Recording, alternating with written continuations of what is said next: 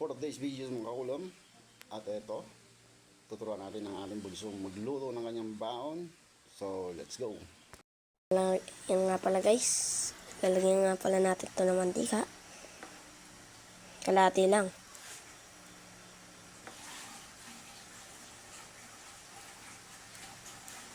Yan. Tapos, tayo dito.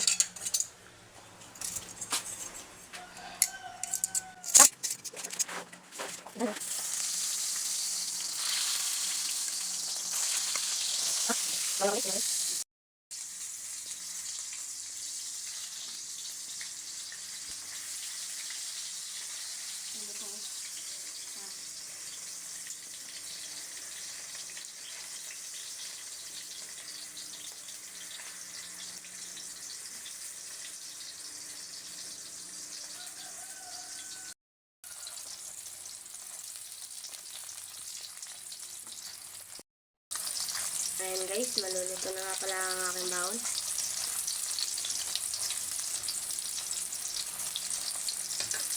Guys, dalawa lang lalagay ko para sa yung isa sa kuyaw.